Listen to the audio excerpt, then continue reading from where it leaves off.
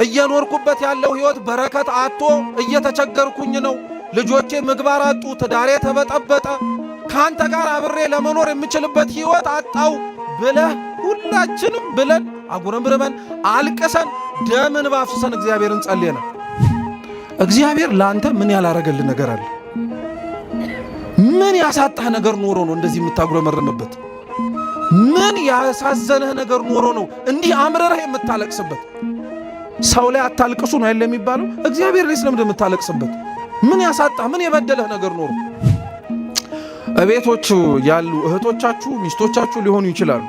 መቼም የእንጀራ ጉዳይ ነውና ቤት ገብታ በዋቃዋን ከፍታ ሊጧን ምናምን ስታቦካ ስታሰፋ አይደል የሚባለው? ስታሰፋ እንጀራ ታያለ እና ሙያው ቀላል መስሎ እንጀራ ለጋግር ነው ምናምን ስትይ እኮ ቀላል ነው ታካብጃጅ ያልክበት ጊዜ አልነበረ? ጌታችን ኢየሱስ ክርስቶስ በወንጌል ያለው ትዝ ይላችኋል። ሁለት አይን እያለው ሰው ወደ ገሃነመ እሳት ከሚገባ ይልቅ አንድ አይን ኖሮት ወዴት ቢትገባ ይቀላል። ጥሩ ሁለት እጅ ኖሮት ወደ ሲኦል እሳት ከሚማገድ ይልቅ አንድ እጅ ኖሮት ወዴት ቢገባ ይሻላል። ጥሩ ሁለት እግር ኖሮት ወደ ሲኦል ከሚገባ ይልቅ አንድ እግር ኖሮት ወዴት ቢገባ ይሻላል። ሁለት እያለ የሚጠቅስልህ አንዱ ትርጉም ስጋና ነፍስን ስጋም ነፍስ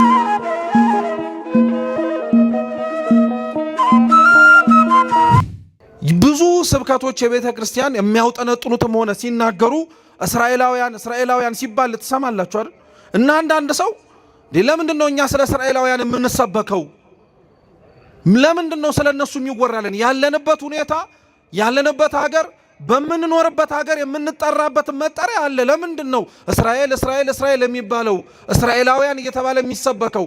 አንደኛ በነገራችን ላይ ማወቅ ያለብን መጽሐፍ ቅዱስ አምላክም ሰው ሆኖ የወረደበት ሀገር ይወርድበታልም ተብሎ የተጠበቀለት ሕዝብ ተስፋ የተነገረው እስራኤላውያን ናቸው። ያን ሀቅ መሻር አንችልም። ሁለተኛው ግን ምን መሰላችሁ? እስራኤላውያን ያለባቸው ችግር የኛ ችግር ስለሆነ ነው። በእስራኤላውያን ውስጥ የምንመለከተው መልካምም ይሁኑ ክፉም ነገሮች ከኛ ጋር ይበዛ ያንሳል እንጂ መመሳሰሉ አይቀርም። እና ለዛ ነው እስራኤላውያንን ሁሌ እያነሳን የምንማርባቸው እኛ እስራኤላውያን ስለሆንን ነው። በምንወለድበት ሀገር እንደዛ ተብለን አንጠራ እንጂ እስራኤል ዘነፍስነን በ12ቱ የእስራኤላውያን ነገድ ተብለው ተጠርተው በተሾሙ በ12ቱ ሐዋርያት ክህነት እጅ የተጠመቅን ቅዱስ ቁርባንን የተቀበልን ትምህርታቸውን የምናምን ስለሆነ እስራኤል ዘስጋ ተብለን አንጠራ እንጂ እኛ እስራኤል ዘነፍስነን። እና እንደዚህና እስራኤላውያን በኤርትራ ባህር በኩል ሲያልፉ ባህሩን አይተው እግዚአብሔር ትዝ ሳይላቸው ማጉረምረም ጀመሩ። ምን አሉ መሰላችሁ? ሙሴን ነው እንደዚህ ብሎ የተናገሩት። ላንብብላችሁ ብትችሉ አብራችሁን በሉ። ህዝቡም ሙሴን መተው በሉ እንጂ እንደው ጥያቄ ልጠይቃችሁ ሁላችሁንም ማለት ነው። እና ካሜራው ወደኔ ስለሆነ አትሳቀቁ። የእውነት ግን መልሱልኝ። መጨረሻ መጽሐፍ ቅዱስ ቤታችሁ አነበባችሁት መቼ ነው?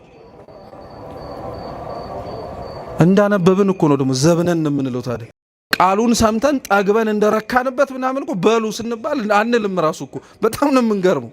እስኪ ህዝቡም በሉ እንደዛ እንዳላነበበ ሰው እንበል ሁላችንም። ህዝቡም በሉ ወደ ሙሴ መጥተው እንዲህ አሉት፣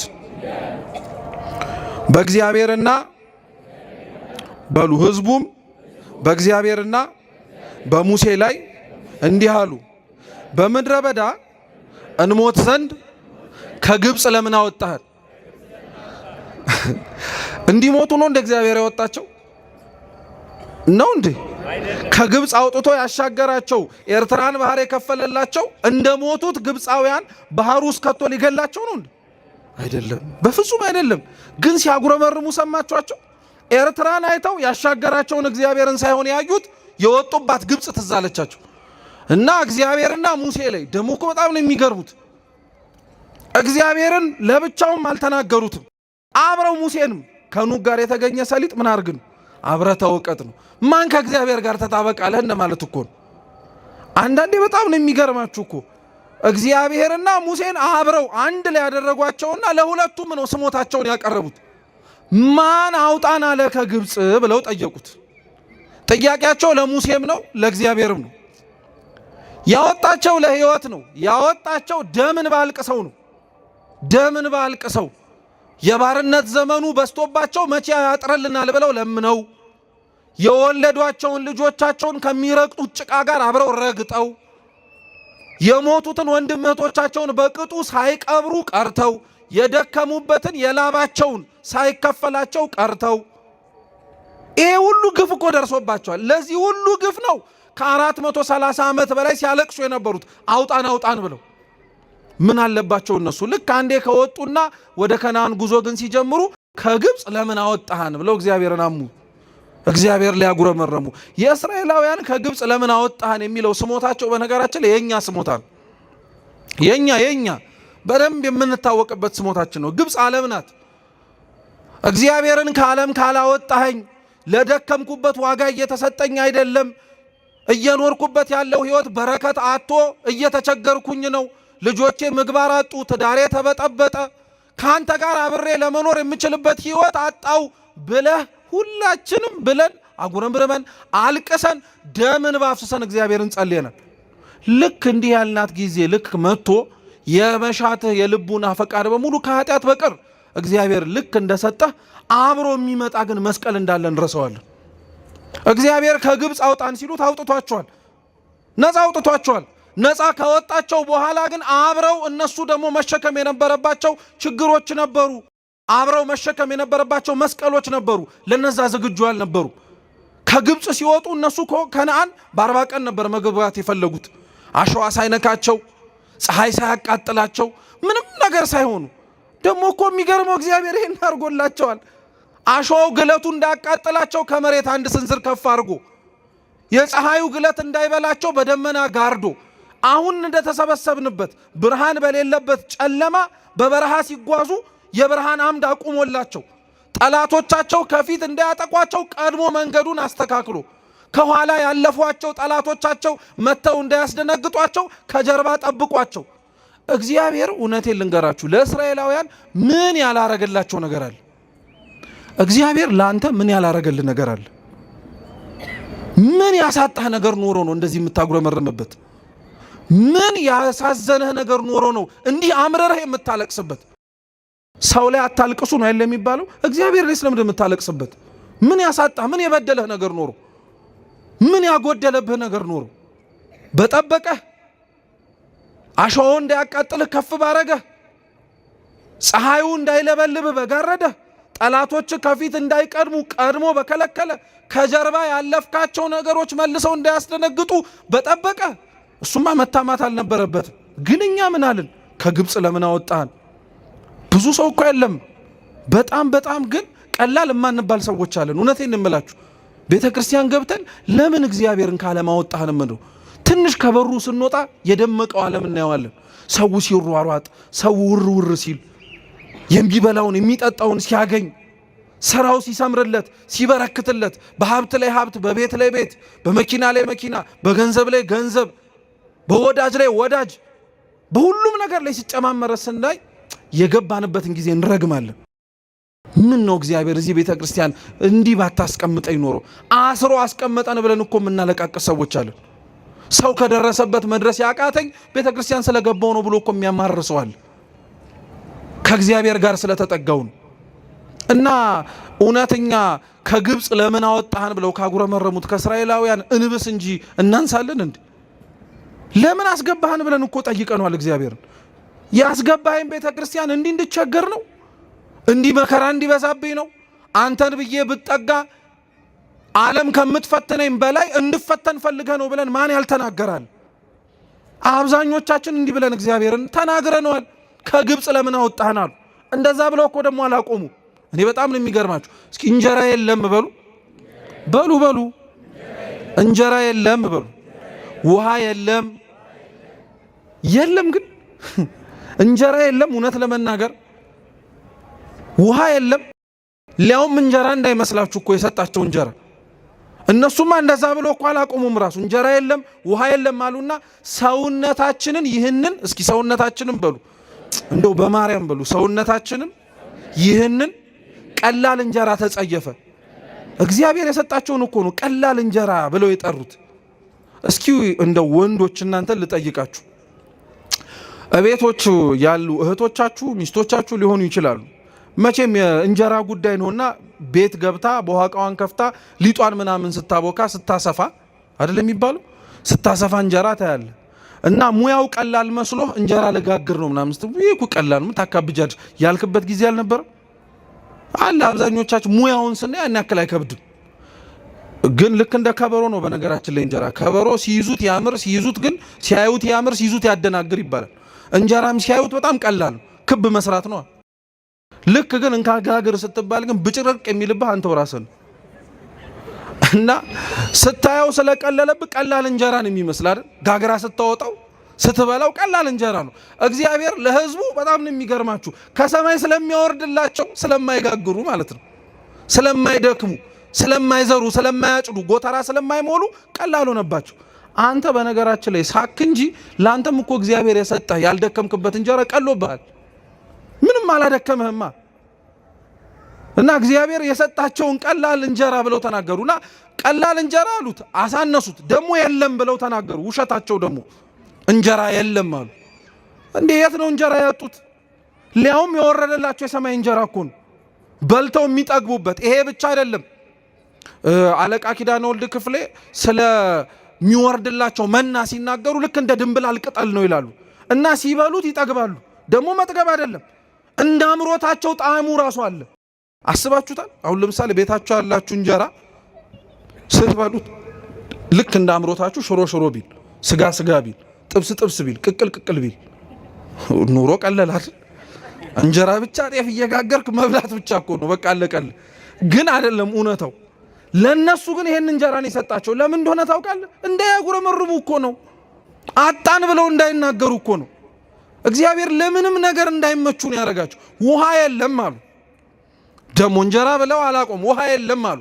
ውሃውስ እንደው እግዚአብሔር እኮ ከአፈር ላይ እኮ ሊሰጣቸው ይችላል ቆፈር አድርጋችሁ ሊፈልቅላችሁ ይችላል ብሎ መናገር ይችላል የሰጣቸው ውሃ ግን የአለት ውሃ ነው እስኪ የአለት ውሃ በሉ አለት ምንድነው ድንጋይ ማለት ነው አይደል ከድንጋይና ከአፈር ውሃ ንጽህናው የትኛው ይበልጣል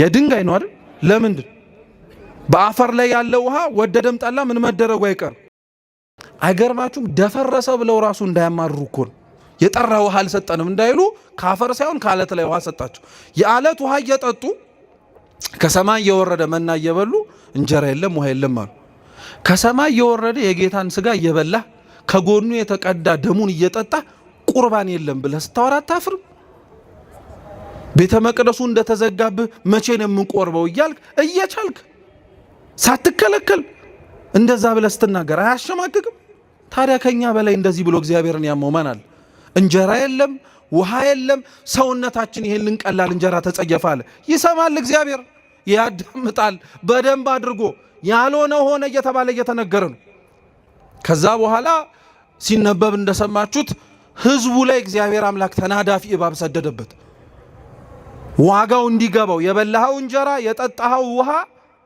ቀላል ብለህም ያረከስከው ነገር ዋጋው እንዲገባ እስኪ አተኸው ተመልከቷል እንጀራውን አልወሰደውም ውሃውን አልወሰደውም ግን እንጀራውንና ውሃውን የሚበሉበትን ጤናቸውን ወሰደው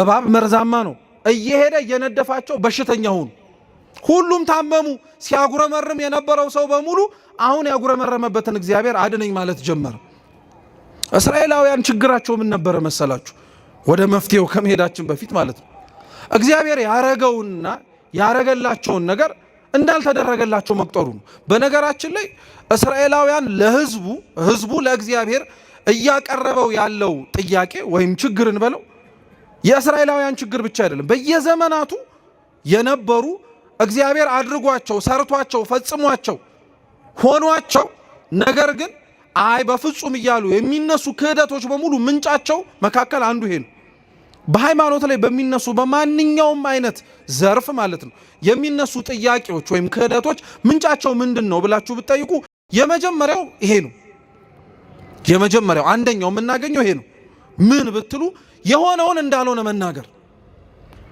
እንጀራውን ቀላል ነው ማለት የተሰጠህን የለም ማለት በቤተ ክርስቲያን ታሪክ ላይ እኮ በሃይማኖት ሳይጎል እንደ እንጀራ ጠግበው እንደ ውሃ ጠጥተው የረኩበትን ምስጢር የለም ብለው አምተው ተናግረው ከሃይማኖት ይወጡ አሉ አንድ ስለዚህ እንጀራ ያርቃል ማለት ነው ውሃ ያርቃል ማለት ነው ሐሰት ያስወጣል። አንድ ሁለተኛው ሰው ከሃይማኖት እንዴት ይወጣል መሰላችሁ?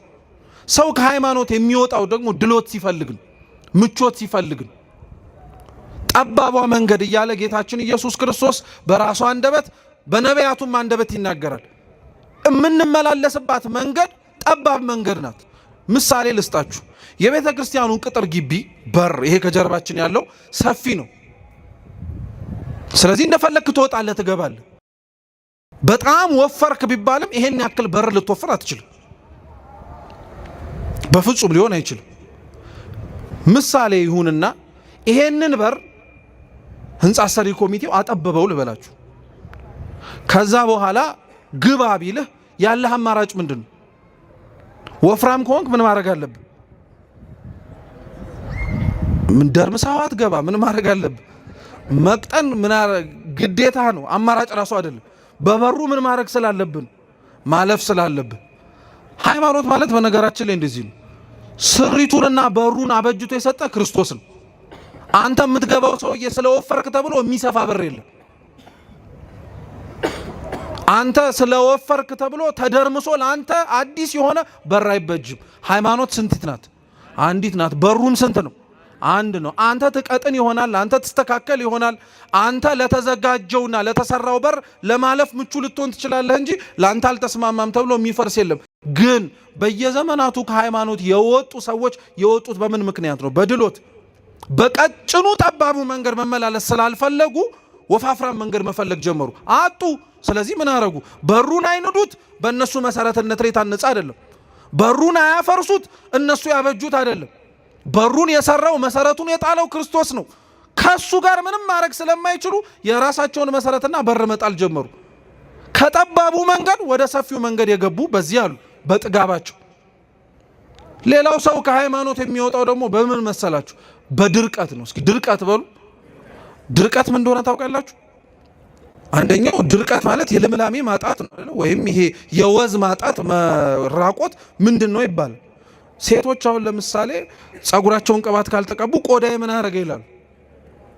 እንዴ ባትቀቡም እኮ ይኸው ቀላል እኮ ጥያቄ ነው የምንጠይቃችሁ። ቆዳዬ ምን አረገ ይላሉ። ምን ሲያፈሱበት ደግሞ ይረሰርሳል። ቅባት ሲፈስበት ይረሰርሳል። ድርቀት ማለት እንዲህ አይነቱ ልላችሁ አይደለም። አንዳንዱ ድርቀት የነፍስ ድርቀት ያለበት ሰው አለ። ሰው ከሃይማኖት የሚወጣው የነፍሱን ልምላሜ ሊያሰጠው የሚችል ስጋውን ግን ሊያደርቀው የሚችለውን የተጋድሎ ህይወት ጠልቶን ጌታችን ኢየሱስ ክርስቶስ በወንጌል ያለው ትዝ ይላችኋል። ሁለት አይን እያለው ሰው ወደ ገሃነመ እሳት ከሚገባ ይልቅ አንድ አይን ኖሮት ወዴት ቢትገባ ይቀላላል። ጥሩ። ሁለት እጅ ኖሮት ወደ ሲኦል እሳት ከሚማገድ ይልቅ አንድ እጅ ኖሮት ወዴት ቢገባ ይሻላል። ጥሩ። ሁለት እግር ኖሮት ወደ ሲኦል ከሚገባ ይልቅ አንድ እግር ኖሮት ወዴት ቢገባ ይሻላል። ሁለት እያለ የሚጠቅስልህ አንዱ ትርጉም ስጋና ነፍስን። ስጋህም ነፍስም ሲኦል ገብተው ከሚማገዱ ስጋህን ቀጥሃት፣ ስጋህን የሚያስፈልጋትን መንፈሳዊ ቀኖና ሰጥሃት፣ ጹመ ጸልየ ሰግደ መጽውተ መንፈሳዊ ተጋድሎ ተጋድለህ ስጋህን በዚህ በምድር ላይ ብትጎዳው ይሻልሃል፣ ለስጋህ ብለህ ነፍስንም ከምትጎዳት ማለት ነው።